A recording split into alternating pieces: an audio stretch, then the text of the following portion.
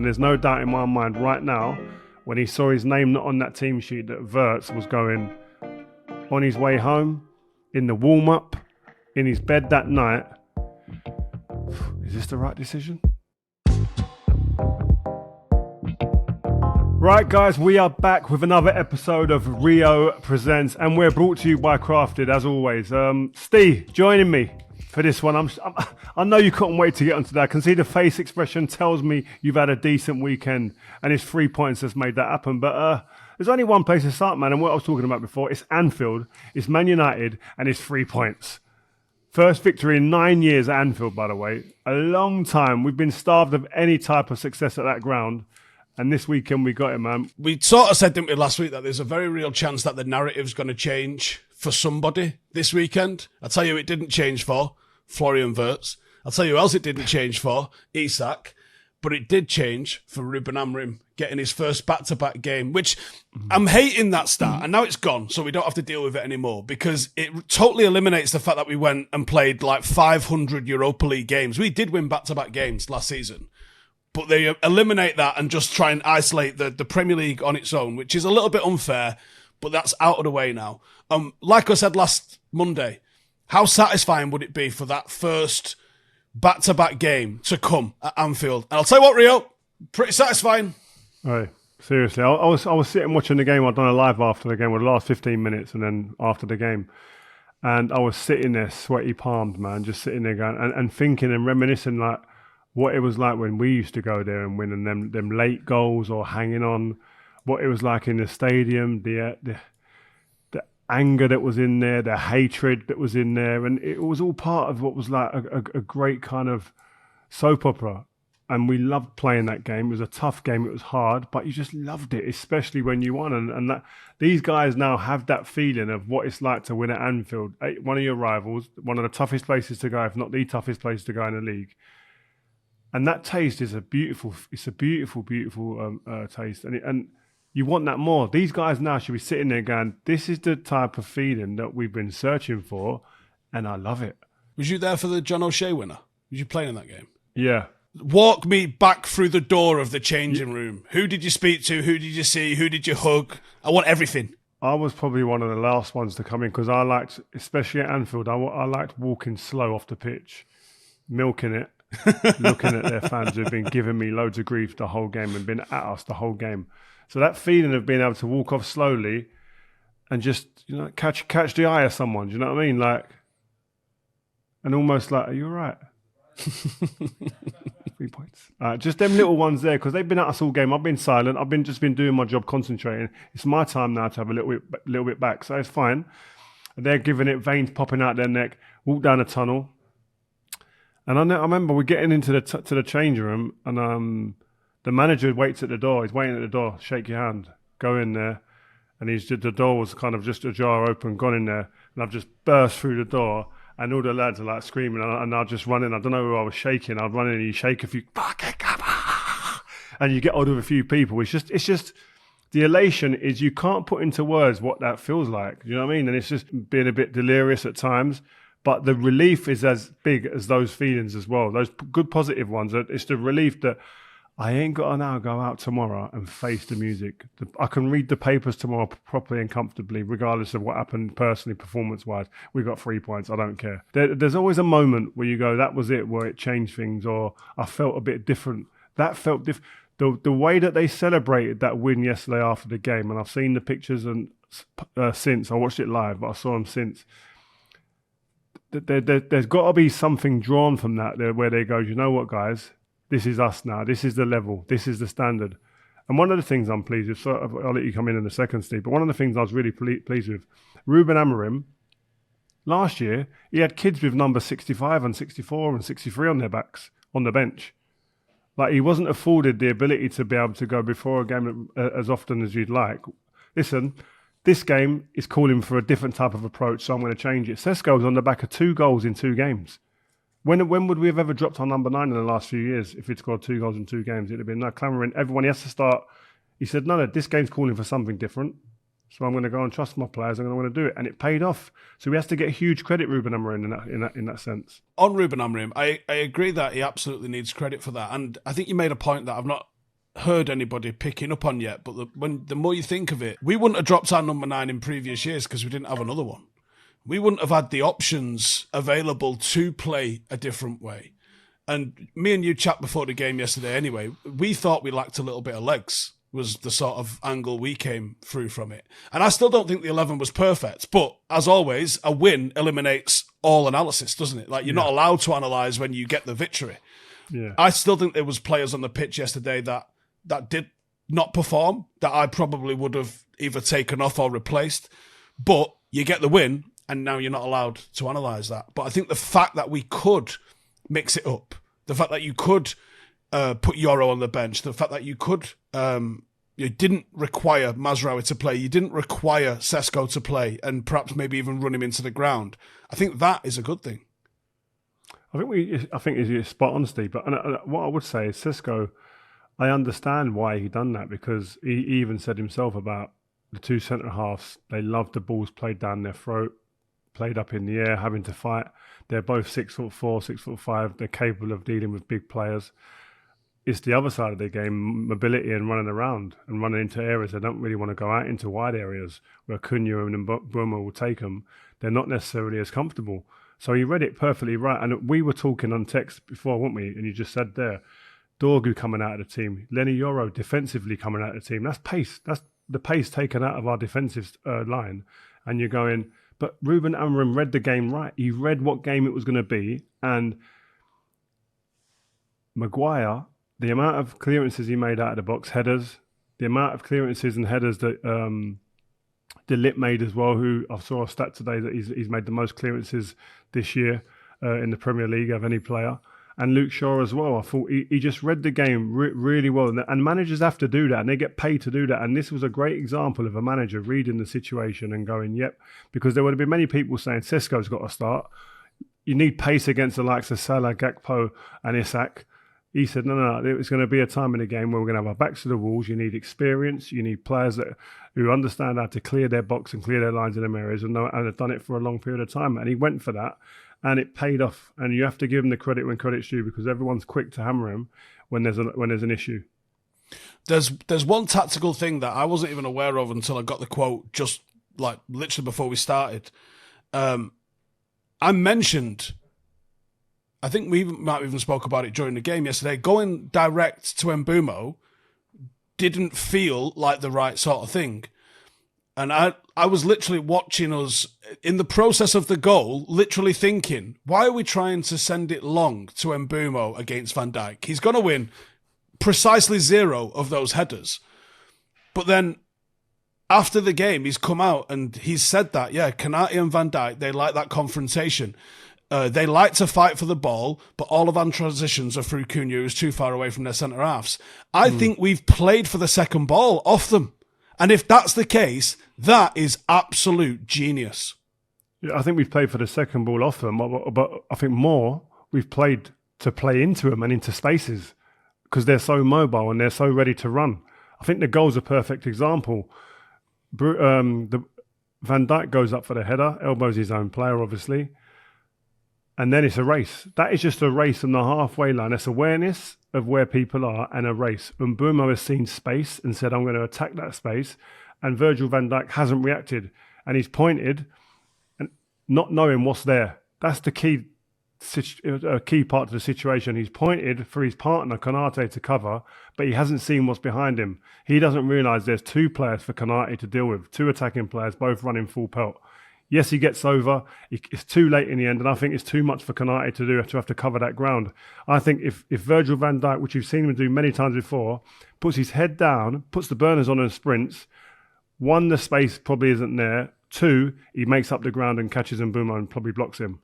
So in that sense, but it's still, you have to give credit where credit's due as well, because Mbuemo has noticed that, seen that Virgil van Dijk might just not be putting the burners on and gone, you know what, I'm gone now, this is me gone. And then the ball's played and it's over.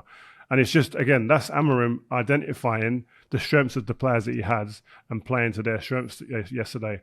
And also Mason Mount, I think, deserves a great shout. I think on and off the ball, his intensity, his efficiency with the ball as well at times, in the first half especially, was great. And two other players, I think it's obvious Harry Maguire deserves all the plaudits and credit he's going to get. But Casemiro as well, he was another one on the scrap heap. People rubbing their hands and going, I told you so, it's a waste of money, etc. Yeah, he might not have lived up to what he was doing at Real Madrid. And that's time always is it will take that away from you when you get older. But he was outstanding in that first half yesterday. And I think his positional sense, his awareness in that midfield area yesterday in a big game like that was invaluable. And moving on to someone like Harry Maguire, I mean, surely there's a documentary coming about someone who can kind of rebuild himself under so much duress and stress and pressure. The negativity that's surrounding that man's name, the amount of memes he's been over the last couple of years, to sit there and go, you know what, I'm going to fight. And you know what, he would have had chances to leave, you know that, on loan or to go places. Like many other players over the years at Manchester United and other clubs up and down the country, players get into those situations and go to their agent. And the first one to their agent, go to get me out of here, I'm not having this. Pride, ego's hurt, ain't got the fight left in them. Blame everyone else, point the finger elsewhere. He's just put his head down and gone, do you know what? I'm going to fight this out. I ain't leaving. I've worked so hard to get here. I've give everything to get to this club. I love it here. I want to stay and fight and see how it pans out. I'm going to give it time. You have to give him the respect. Hats off to Harry Maguire. Yeah, I thought the way that we set up we're trying to be compact, I don't even think we was that much of a low block, to be honest. I thought we had quite a high line at times. They cut us a couple of times, didn't they, in that sense? Yeah, we pressed with a couple and then we sort of allowed them to have the ball at centre-half, but we didn't sit in our box. You know, there's so many times where you can see Liverpool centre-halves have got it around the halfway line and we're 10, 15 yards outside our box. It's just a really compact line where there's not a lot of space and there's not a lot of options. And you can see Liverpool's defence kind of going like, I can't really feed it in, I can't really go over. When they did look to go over, they played Arne Slot coming out and talking about long balls is hilarious because they played loads. They also put 48 crosses in. And the crosses were just food. De Ligt and Maguire just ate that up all day long and dealt with it. It was easy for them, I thought, at times. Yeah, and that's my point as well. I felt like to me that Amorim's reading of the game, and you know what? Slot has been given huge credit over the last year or so since he came to Liverpool because he's read games and he's worked them out.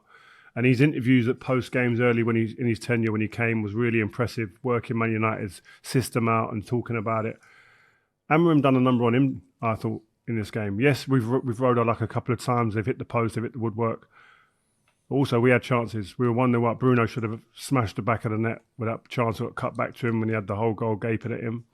We created enough chances in that game to win by a couple of goals, if not 3 goals. But you need to ride your luck a bit. But I thought the manager was crafted a great game. But I would say is as well, when you look at it and you go, what does Mbuemo and what does Cunha do that really that the two Liverpool centre-backs don't like? And they're up there with the best two as a pairing, I think, in the league, right? Players, centre-halves don't really want to go wide, don't really want to go into midfield and have to mark. And especially when you're big as well. They're both of them a big mountain of men, right? And they can move, but there's short little spaces that you get pulled into in the midfield area. You've got to do short and sharp steps. Big centre-halves don't want to be in there, don't care who you are. And these guys take you into those moments, but then at the same time, don't mind running in behind. So it makes you think twice. When you're going in, you're thinking, is he bringing me here to run behind me? Or is he bringing me here because he wants to engage and receive the ball to feet? He's asking you more questions than you want. And I think that's what those two do to the centre-backs. And they don't play like conventional number 9. So they're not really being marked. It's hard to mark them. Exactly. And Mbuemo's playing from the right a little bit. Cunha's coming inside from the left in that little half space. It makes it a nightmare. Does the fullback go inside with him? Oh, no. Ahmad's come up as well. So the fullback's pinned back with him. I don't know if I can go in there on Mbuemo. You know, he's probably 15 yards away now. Big space I'm going to leave if I jump into there. These are the questions that are being asked. And split seconds, you've got to find an answer. That's the difficulty of the defender. And the best ones, the greatest ones, answer them questions quickly in them moments. I remember you talking about you and Vidic feeling like at Wembley in the Champions League final that you hadn't done anything because you didn't have anyone to play up against. But Messi was like getting on the ball in awkward positions for you. It's that sort of principle, isn't it? Yeah, and centre-backs, by nature, we've all grown up getting hold of strikers, grabbing hold of them. knowing where they are. The moment you don't know where strikers are, they're the hardest ones to play against. Aguero never played right up against you. Played on the shoulder, was happy to go behind. That's the point as well. It's all right saying, yeah, you can come, they want to come deep and go into those pockets, but if they can also go behind as well, that's asking too many questions. I don't want that amount of questions in a game. I've got enough to worry about. So when you've got someone like Mbuemo, and I thought Mbuemo was fantastic at that last season, and we're starting to see glimpses of it this season at United, where he can operate off an other striker, off in the half space, and he's also got the wheels to be able to get in behind as well. Like, how would you deal with him? I don't think it's easy, but I think it's a team setup. I think it's about timing of being able to go in there, because you don't want your centre-half going into those areas early and leaving big gaps for other people to run in, like Bruno or someone, or Cunha. When we used to play and we had strikers like that would want to go deeper into them positions or whatever, you've got to use your screeners in front of your midfielders. Now, you don't want your midfielder like Casemiro or Bruno marking that player, but you're saying to him, go left a little, give me 5 yards left. And you're not marking him, but you're just stopping that lane of pass. That lane of pass, just close it off to him. Because the source is better to stop that than actually when it gets to him, you've got to go to him. I'd rather stop it at source. That's what probably one of my best attributes. I was thinking about it earlier. What if I was to say one of my best attributes? Communication was probably one of them. Talking and moving people around, a bit like a chessboard, moving people around so it doesn't hurt us as a team and also makes me have to do less running. That's what I used to think. So if I can get Carrick or Scholesy or Giggsy tucked in a little bit to stop a passing lane, I haven't got to then jump out of my area to go into an area where I'm going to be asked more questions. Like I said, I don't want loads of questions. I want an easy game today. The least questions I can have, the better it's going to be for me. So that lane being closed, that's another couple of questions gone off the table. And the more I do that through a game, the less I run and the less danger the opposition are. And I think that if we can ask those questions more and more in a game from an attacking perspective, we're doing the right things. What was your thoughts tactically on this from Amorim? Because you've had a lot to say about him tactically. The issue that we've had this season, in my opinion, is that we've pressed far too many forward when we've had the ball, when we've had possession. We've committed too many men forward, and we've tried to win it back far too fast. And that midfield pairing has almost sort of jumped the second we lose the ball to try and win it back, and that's left the back three exposed. That didn't happen yesterday.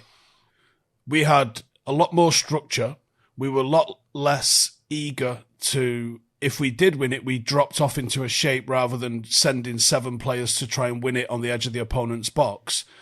And it made us harder to beat. And that's all I've wanted us to do from a defensive point of view. I think we've been okay. I think we've created enough chances in most games this season. We've just not quite been able to finish them. I think we've been okay with the ball. Not perfect, obviously, but I think we've been okay, passable. I think what's let us down is goalkeeping, and I think we should probably talk about him for a minute. I got a great segue into the keeper, Steve. Come on, talk about him. You've been the biggest hammer of the goalkeepers that I've seen, right? And yeah, so what you're saying is I was absolutely 100% spot on. Is that what you're saying? Just out loud for me, please. I would say, listen, your senses were around the right place. What I would say is that, again, when I look back when I played, when did I feel my best? When I didn't have to look behind me and worry about what the keeper might do or where he might be. I weren't second guessing anything about my goalkeeper. Edwin van der Sar is a great example. He was a fantastic goalkeeper, just a calming influence and just so reassuring when you see that behind you. And I think what people probably don't grasp how important a goalkeeper is, because he sends the vibrations through the team. His good vibrations reverberate through the team, which leads to confidence, security, assuredness. You go in confidence. Any types of like wavering from that and to uncertainty and not sure what he's going to do, where he's going to be. Those looks that I'm looking over there means that I'm not concentrating where I'm here. And if I'm doing that too often, I'm worrying about where that is. And actually that look becomes a little bit longer because the picture's changed 3 or 4 times in front of me. And I think a lot of that was happening. Uncertainty with the defenders, especially with the mistakes that were being made before. It was leading to real uncertainty in the team. And I think you saw the way the lads celebrated and all of them around the goalkeeper. It's his second game, by the way. And they were it was almost like it'd been there a couple of years. It was like, this is what we do. And it was just so nice to see that togetherness and that, like I said, the celebrations are a big key for me. They're a big marker. There can be when it goes over the top and it looks a bit false. Yesterday felt like it was more, there was an aggression. There was right, let's go. It felt like that. And I hope that's what we're going to see. Does the manager deserve more credit? Because he gets none in any area. But does he deserve more credit for maybe taking on the chin some of the performances that the goalkeeper had probably cost us points that we could have helped, move us up the table a little bit? Because actually, we're not that far off in the table in the grand scheme of things now. Mate, we're 2 points off of Liverpool, and we're 6 points off the top of the league. At this stage of the season, 6 points is nothing. Yeah, nothing. We're right in the mix. But does he deserve credit then for really slowing the desire to throw Lammens in early, the second he arrived? And actually, does he deserve credit for how patient he was, almost to his own detriment, because he could have lost his job before Lammens even started? I think first and foremost, the recruitment team need the thumbs up and the pat on the back. Whoever found him, whoever made sure we pursued him and then got him over the line needs huge credit. Listen, it's 2 games, by the way, so let's just not go too quick. But don't tell me what to do, Rio. I'm excited, and I'm going to keep it that way. We've waited for this. We needed it. Man United have needed a goalkeeper who could perform consistently well at Old Trafford and under the pressure that comes with Man United. And this kid at the moment seems... I keep going back to it. Courtois left me a voice note, and the confidence that he showed and what he left me with after that call, I was like, rah, we might have just got one who's going to be a good one, who's going to stay for a long time. They've just dropped in something from Opta here into our little notes.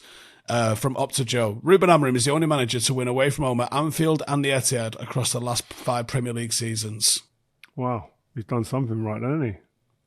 It's not as bad as everyone says. The big question I think is going to be, will Man United now adopt that kind of hard to beat, this play in a little bit of a lower block and this hit teams on the counter a bit more or on the transition? Because Ollie was doing that, right? Is that sustainable over a long period of time? Can the teams win leagues doing that? Is that something that you see us doing long term? Probably not long term, and I think that's where Ollie came unstuck. Is you sign Varane, Ronaldo, Sancho. Honestly, have you ever been excited about as 3 players coming in as those 3? On the back of coming second, by the way, he's come second and third. Ollie did play off the back foot, but he also went to the Etihad and won consistently, more than any other manager was doing. But he also had more 5-goal plus victories than all of the previous United managers combined since Sir Alex. So he was blending it right until that summer, when whatever happened that it didn't work, the wheels came right off, and ultimately he lost his job on the back of that. And I think some of the reason for that was the expectation that we weren't able to play on the back foot no more, and we had to go and start dominating games. But if we'd have delivered a league title on the back foot, there's no asterisk next to it that says, "Oh, you didn't have 65% possession, so it's not as shiny as the other ones." Do you know what I mean? Yeah, my point isn't that don't do it or do it. It's more about can you achieve real success playing that way? I mean, Arsenal fans seem happy, and they're just Stoke. If they win the league this year, genuinely, if they win the league this year, do you think that they're going to be talking about pretty football or the fact that they're champions? No, but Arsenal don't play off the back foot. Arsenal they don't. No, they play off throw-ins and corners and free kicks. Yeah, they are a set-piece team, which they've improved massively again this season in that aspect. But Atletico Madrid are probably the only team I remember in recent years who have won off the back foot more than often. Do you know what I mean? In the big games especially, and I don't know if it's sustainable. I am that pragmatic style to get you to a certain place. I don't mind it, so I'm here for it. I think United needs to be hard to beat because we've been too easy to beat by far too many teams. So I'd absolutely take it. And if Ruben Amorim wants to do that for a year or 2 years, gets us back into the Champions League, establishes us back playing Saturday, Wednesday, regularly, and then once you achieve some success where he gets to that maybe 3-year mark that Sir Jim referenced last week, maybe then you start to want to dominate the game a little bit more. But if we was winning trophies and titles and we had 45% possession, I don't think there's a single United fan out there who'd give a shit. No. I'm the same. Anyway, moving on to Liverpool. Oh, yes. Mo Salah. What's happened? Even Jamie Carragher was saying maybe he doesn't start anymore, which I didn't think I'd ever see the day. I actually don't know how you can go like that. This is a player that they're talking about as one of the greatest 2 or 3 players that's ever played for Liverpool. From when you see Liverpool fans talking. I mean, last season, everyone I think that's was valid, by the way. still I about think that's him and absolutely talking valid. wildly about him, saying he's yeah. Exactly, I agree, and one of the best players to play in the Premier League, and the amount of goals he's scored in the time that he's been here, people are putting him up there with it, and then he's had a bad few months, and people are going, he shouldn't be one of the first names on the list for Liverpool. The geezer has been part of the most successful period in the last 30 years at the football club. Like, if you're looking for a goal for Liverpool, I'm still saying, if I want it to fall anywhere, I want it to fall to him. Like, I don't believe this jargon. You can sit there and go, he's no longer one of the first names on the sheet. Yeah, he's not performing well. He's not playing. He's not scoring the goals. Is he getting the chances that he was getting before? The amount.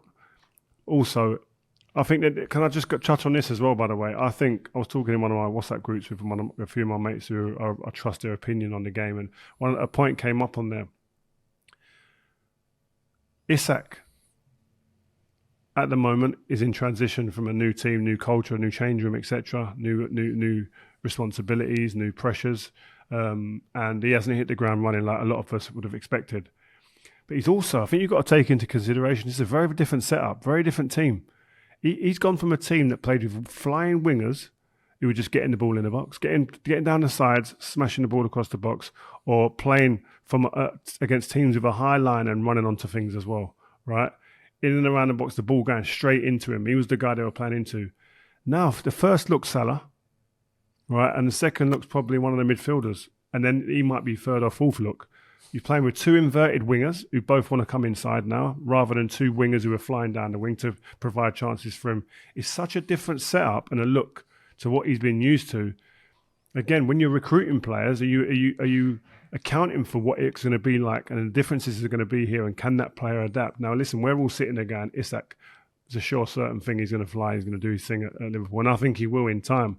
But there's an adaptation period now which he's got to adjust to quickly before people really start getting on his back, like we're seeing people post the Liverpool game against Man United saying, where is he? What's he doing? He's even becoming a bit of a meme at times, when I think it's too early to judge him. But there are big differences between the Newcastle setup in attacking sense compared to the Liverpool sense. Inverted wingers versus flying wingers. Do you think it was a big decision from Slot to not bother playing Virtz or Isak against United? It was a massive decision. When you're a £100 million player, listen, I was a record signing a couple of times in my career, if you don't know already, guys, yeah? And if at any point in that first 2 or 3 months of the season that the manager dropped me for a game of that importance, especially, let alone any game, let alone a game of that significance, there's better be huge doubts in my mind as to what's going on. Doubts would creep in. It'd be difficult. It'd be impossible almost that you don't start going, Rav, I made the right decision. I was with a player, I can't mention his name, we've got a Rio meet coming up. He was a big signing, right, for a team. He said he started slow at one of the teams he signed for, and he was going, oh my God, have I made the right decision? There was question marks in his own head, and this guy comes across as a really confident player. Could never ever have any negativity in his mind. He was questioning himself, and there's no doubt in my mind right now, when he saw his name not on that team sheet, that Vertz was going on his way home, in the warm-up, in his bed that night. Is this the right decision? I'm not saying it's the wrong decision, but I'd have a big amount of money if I was a gambling man that he would have been saying at some point there'd have been a thought in his mind that said that and went along those lines. Is this a little bit like what we saw, and I think you probably see it pan out roughly the same way in the end, When Mbappé went to Real Madrid had a real balance where Bellingham's playing almost like a false nine. It's hard for people to track the movement that he's doing. Mbappé comes in, the focus changes, the balance changes, and they look worse as a team trying to accommodate him. Is it a little bit of that with Liverpool? Because to me, it feels like the balance is completely off. Salah's struggling, Isak's struggling. Ekitike is probably the best striker, but politics means Isak's going to get the shirt and the nod over him. Gakpo's probably the most deadly forward, but he costs nothing compared to the rest of them, which means at some point, and also this manager didn't sign him, so does that mean that he ends up sitting out more than he should do? Like, these things all have to be thought about. Yeah, it is difficult, but at the same time, man, this is a team that's won the league, and I think that's probably a bigger discussion point and a bigger factor. I think when you win the league, until you win the league, you don't know what it's like to go that second year, where there's a target on everyone in your team's back. Every single one of you now are a target. We know who you are, what you do, and you are a big, big, big prize now. You're bigger than you were last year. Because the year before that, when you were going to win the league, it was Man City with a big prize. You are now the prize. Everyone's probably got another 5 or 10% in the tank, and that's including the fans that are there at the away grounds who want to get you beat. Or the champions that come to town. Oh my God, the whole stadium, the whole city are elated because they've turned you over or they've got nicked to draw. Like, it's a different proposition. It's a different ask now of a footballer. Go and retain that league. Hard to do, man. And that's why there's not many people that do that. Not many teams do that because it is a different pressure. It's a different ask. The intensity goes through the roof because you are now public enemy number one, every team in that league. So people can't have that same energy for two teams. It's the champions that get that. The champions earn that and they get it. And it's earned, and that's a privilege. And it used to frustrate me sometimes. I remember playing against Everton one time and Tim Howard was having and sometimes Phil Neville, having unbelievable games, flying about Phil Neville, shouting, ah! I used to say to him sometimes, oi, calm down, man, you played there once, relax. You know what I mean? Have a bit of respect, do you know what I mean?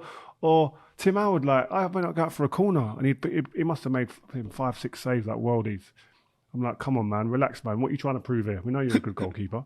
You know what I mean? It's like, but this is their moment, and rightly so. And Liverpool, at the moment, 4 defeats on the spin, are not dealing with that aspect, I think, well enough.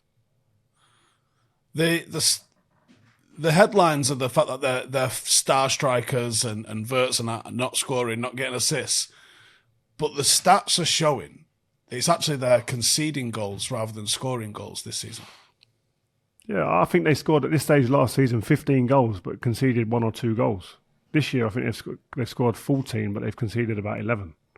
So it tells you it's glaring. It ain't like, the forwards, the names that we're accustomed to seeing at Liverpool dominating the scoring charts aren't there, like Salah.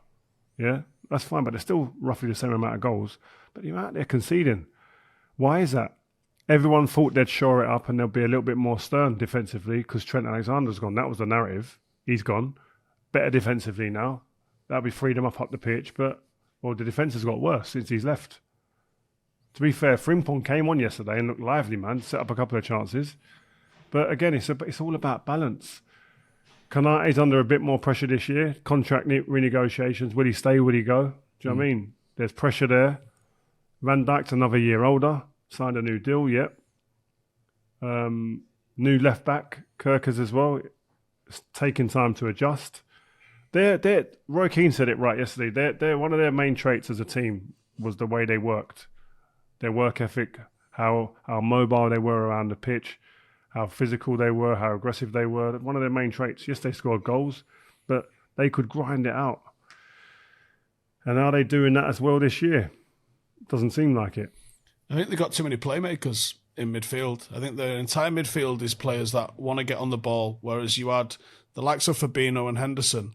They weren't interested in that. They was interested in getting it back. And I think that's what made that last sort of generation of Liverpool hard to beat. And that allowed the likes of Trent to pretend he's a winger. and completely ignore any defensive duties and responsibilities that he's had.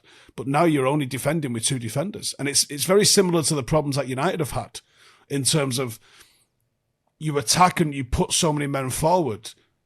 When the ball comes back the other way, you're vulnerable. Well, listen, Gravenberch has been moulded into a centre midfielder, a holding midfielder, and is being talked about as one of the best around after last season. On the ball, I'd agree. Off the ball. Yeah. But I thought defensively, he was good. Last year, listen, you can't win the league without having any defensive nous in your team.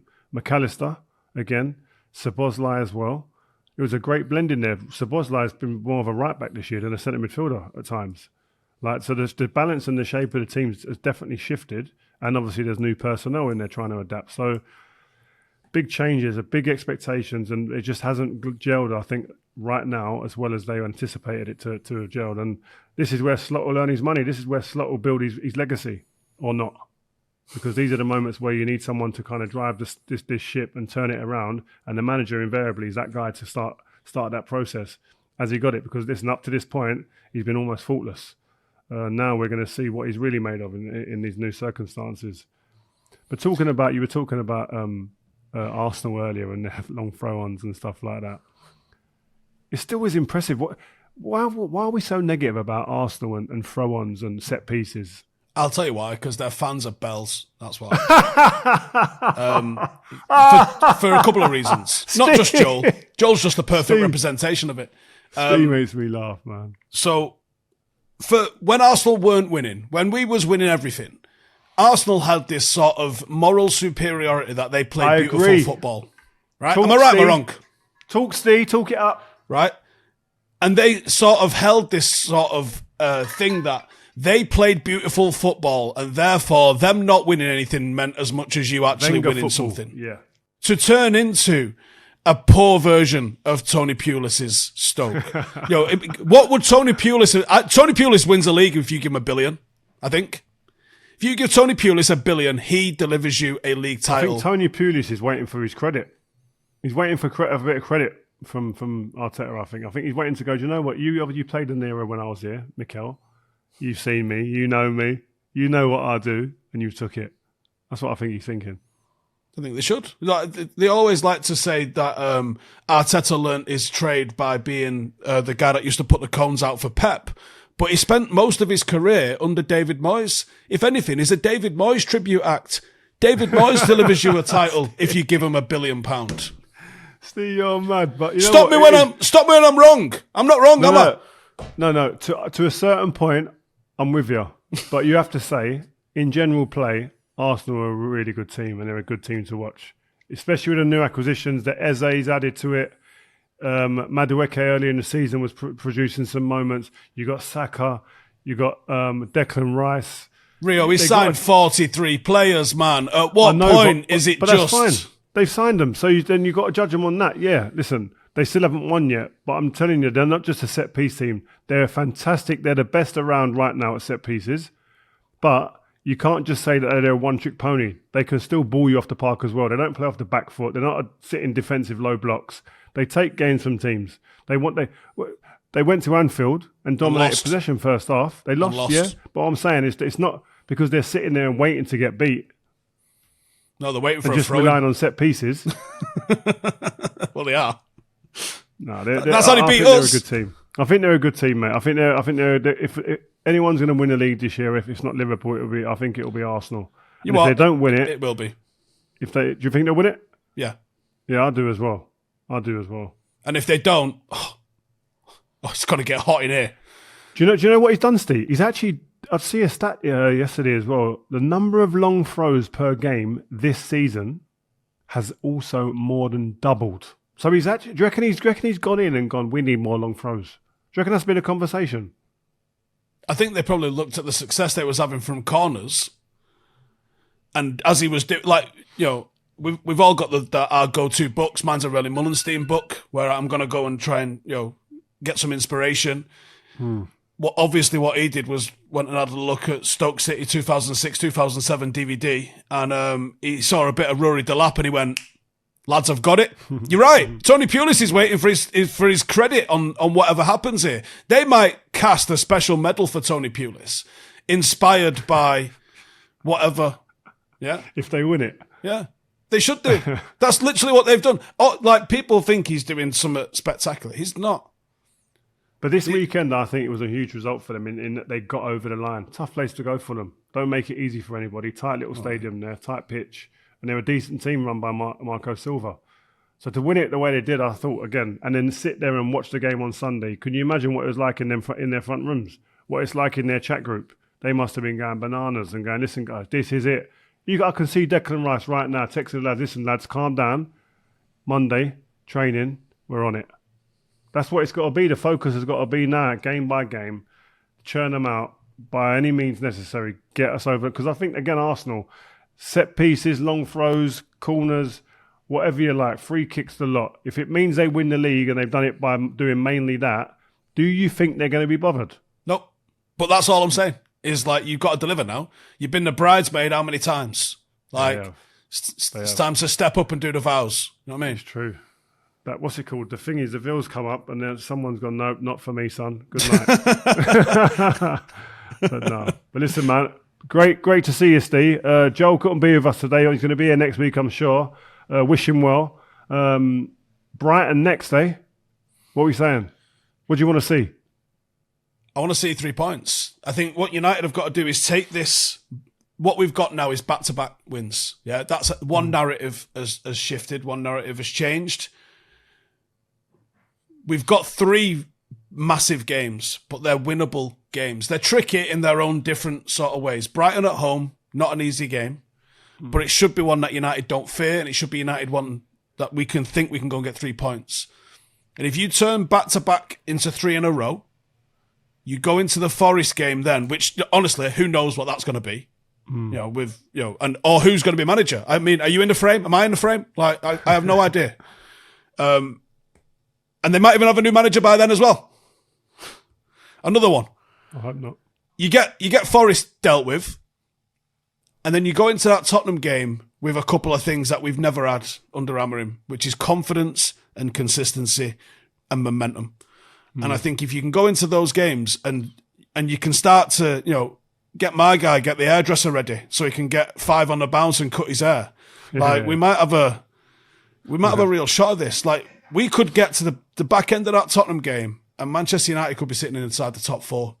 Mate, imagine. But it starts by beating Brighton. You can't go back now. What we've done by winning back-to-back games, if you lose to Brighton or even draw to Brighton, it almost feels like back to square one. Yeah, I agree. The Brighton game's even bigger now than the Liverpool game was. That's where it's going to be now going forward, and fingers crossed we can get a result. Just quickly on that, Forest, you touched upon there. I see Ornstein, one of the friends of the channel, talking about Sean Dyche as the favourite to go and get that job. It's a little bit of a 180-degree turn in it from Ange. It's back to what Nuno was, really. More similar to Nuno, isn't he? A bit more pragmatic. Yeah, it'd be a different shape, but yeah. But also, you've sold the players that made that system tick. Yeah, like it was always going to be hard for them this season. But yeah, I mean, if you're Man United, are you going in for Anderson in January? Get him out of the turmoil that he's in, because he could be nice in the United shirt. You got Anderson. Well, I think I said it yesterday on the live that we done, and someone asked me about Belaber and Morton. I'd take Wharton and another one of them. I love Anderson. Thanks for coming on, Steve. Always love having you about. And I just want to say to the guys that are watching anywhere in the world, make sure your notifications are turned on. Make sure you subscribe if you're not already subscribing. There's too many that watch and don't do that. And always tell a friend. There's loads more coming, guys. Just on a massive Rio meets with one of the stars of a few years ago. And I'm sure you'd all want to see him. On that note, how was the game this weekend? How are you feeling? Yeah, you know what? I tweaked my calf at 60 minutes, but I was happy to do 60 minutes. But you know what? And then it's not even pulled a muscle. It's like a nerve, because I woke up the next morning I could walk, so it was fine. But it was nice to see the lads.